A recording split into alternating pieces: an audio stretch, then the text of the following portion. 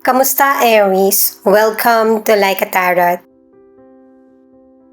Alamin natin kung ano ang energy mo at saka ang energy ng person mo ngayon. Unahin muna natin ang message ng mystical cards sa iyo. Paalala para sa mga bagong viewers na ang reading na ito ay timeless reading. General reading, ano man ang edad mo or gender mo, kunin mo lang kung ano yung akma sa sitwasyon mo. At saka ikaw na rin magpalit kung si person mo ba ito or ikaw. At ito ang start ng 1 week reading mo.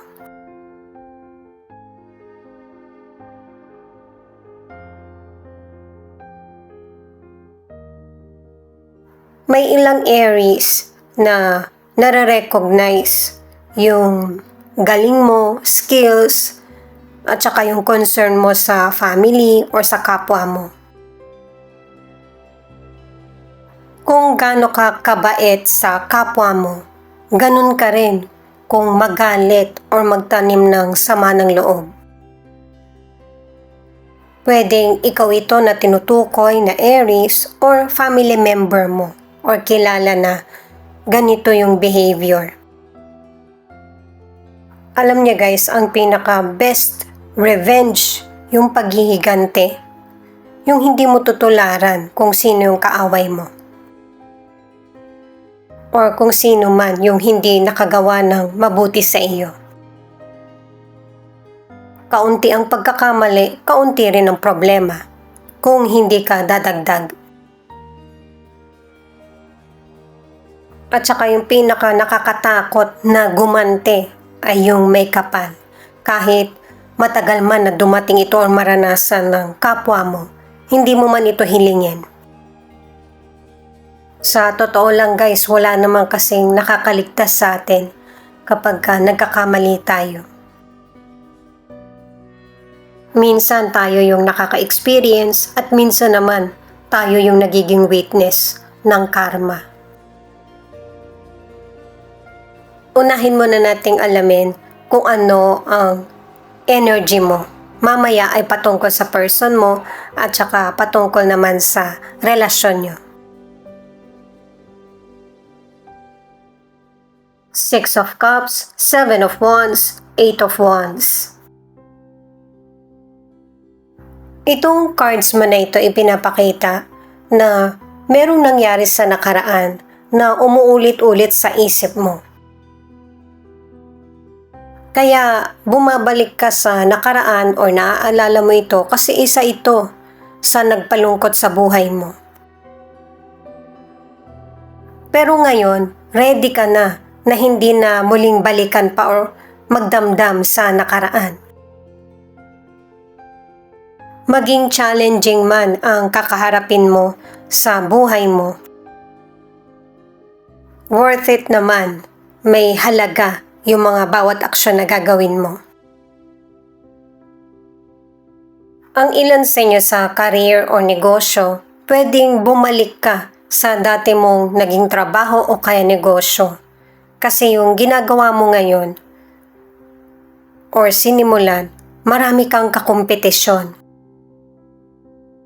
At yung binalikan mo na trabaho o negosyo, mas nagkaroon ka ng pag-asa. Kasi matagal mo na itong ginagawa or gamay mo na. Ang ilang single, maaari na nagkaroon kayo ng reunion o kaya nagkakausap. Pwedeng makausap mo ulit yung dati mong nakarelasyon or dating kaibigan. Pwedeng ipakilala sa'yo yung potential person ng dati mong kaibigan. Pero hindi magtatagal yung bubuin yung relasyon. May ilang Aries na malayo yung lugar ng person o kaya magkaiba kayo ng hilig or gusto. Yung feelings mo ang mag-guide sa iyo kung gusto mo bang ipagpatuloy itong koneksyon or bubuin na relasyon. Ang ilan sa relationship, nakita muli ng person mo yung dati niyang nakarelasyon or crush. Imbis na mag-worry ka or matreten, mas maigi na pagtibayin mo yung relasyon nyo. Kasi yung relasyon nyo ng person mo ay may progress. Maaari na magkaroon na ng engagement or bumuo na kayo ng family. Ito naman yung cards ng person mo. Knight of Cups, the High Priestess, the Emperor. Kahit hawak ko na yung cards ng person mo, pwede rin ipakita yung situation mo or feelings. Kasi connected kayo sa isa't isa. Sa cards ng person mo, higit pa sa ipinapakita niya, yung pagmamahal niya sa iyo at concern. Kumbaga, hindi ka lang niya basta mahal, mahal na mahal. At saka natutuwa yung person mo sa magandang partnership niyo. Na kahit hindi mo na siya sabihan, alam niya na yung gagawin niya. Sa financial, hindi naman katulad ng nanalo ka na sa loto, hindi naman ganun. Pero meron kang continuous na pagkita. At saka kung gipit ka man o maganda ang kita mo, huwag mong ikwento ito sa kapwa mo. Kasi maganda yung magiging future mo sa financial. Ipagpatuloy mo lang yung mga ginagawa mo kasi merong mga major opportunities na darating lalo na sa mga money-related na desisyon o kaya career or negosyo. Huwag palagpasin ang magandang pagkakataon at kailangan ng patience at effort mo. Para sa ilang single, kung meron kang potential person na nagugustuhan, ano man ang gender mo, huwag yung tinitingnan mo lang siya. Kailangan may pagkilos mula sa iyo para makilala mo na yung magiging karelasyon mo na marunong mag-commit. Para sa ilan na nasa relationship, hindi pwedeng away lang kayo ng away. Kailangan merong ending para hindi mo mamimiss yung mga nangyayari sa person mo. At saka yung mga magandang pagkakataon na darating sa inyong dalawa. Nine of Cups, Eight of Pentacles in reverse, at the Chariot. Ito yung cards para sa relationship. Itong mga cards na ito ang nagsasabi na yung relasyon nyo ngayon ng person mo ay fulfilling sa anumang pamamaraan nyo. Kung paano nyo ipakita yung pagmamahal or concern sa isa't isa. At pinapaalalahanan ka ng mga cards or kayo ng person mo na huwag i-give up yung mga maliit at importanteng detalye na para mas mapagtibay ang relasyon nyo. Makakabuti rin na magkaroon ng time sa sarili. Hindi masaya yung relasyon na nakakasakal or sobra yung pagbigay mo ng atensyon sa person mo. Ang relasyon ay yung pareho kayo nag-grow, nagtatalo man kayo or magkasundo. Para sa ilang single, nasa tamang direksyon ka ng buhay mo. Marami kang natutunan na pagkakamali sa nakaraan at saka meron ng natatanggap na pagmamahal mula sa kapwa or atensyon. At saka yung pag-focus ng labis sa trabaho, mas lalo pang nagiging mahirap yung buhay mo. Kailangan din ng enjoyment kahit mag-isa ka lang. Maraming ways na makikilala mo yung potential person. Pero maaari na itong potential person ay hindi mo kalugar. Pwedeng nasa ibang lugar siya or ibang bansa. At saka makakamit ka pa rin, naka-2 cards ka na ng person na makakarelasyon mo pero panandalian lang. Ikaw mismo yung makakapansin ng pagkakaiba niyo. Pareho kayong mag-iingat na hindi masaktan ng isa't isa, pero ganun pa rin yung ending, na meron kayong hindi pagkakasundoan.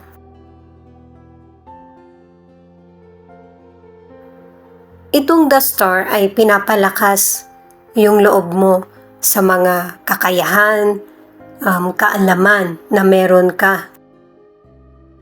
At saka in the near future, meron kang mga sisimulan, pwedeng investment, bagong negosyo, or bagong project sa trabaho mo. Maging creative sa mga gagawin mo or sisimulan. Yung dumarating na opportunity sa iyo ay matutunan mong i-apply sa naayon na sitwasyon. Ang ilan sa inyo sa kalusugan, dahil nga sa panahon, may ilan na tinatamad ka. Hanggang sa nakagawian mo na ito, nag-gain ka rin ng weight, at napabayaan mo na yung sarili mo. Merong sitwasyon na nagpatigil sa'yo sa ganitong maling gawain. Pwedeng dahil sa na-in-love ka, o kaya nagkaroon ka ng sakit, na nagpahinto sa maling routine mo. At saka naging wake-up call sa iyo, yung pagkakaroon ng illness sa nakaraan or ngayon. Kaya mas pinapangalagaan mo na yung kalusugan mo. Maaari na kumakain ka pa rin ng gusto mo or iniinom, pero meron kang exercise. O kaya ay limitasyon. Ito naman yung feelings ng person mo na pwede rin ipakita kung ano yung feelings mo sa mga cards dahil sa connected kayo sa isa't isa.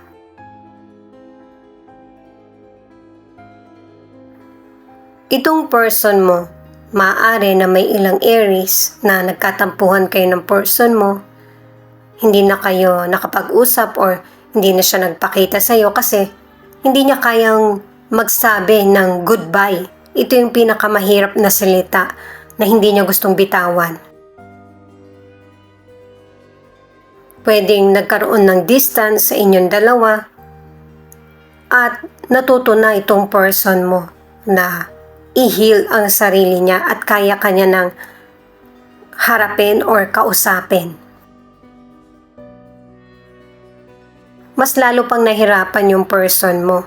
Lalo na't hindi kayo nagkakausap, inignore ka na niya, pero lagi kang nasa isip at saka puso niya. Hindi niya maramdaman na wala yung presensya mo. Nararamdaman ka niya.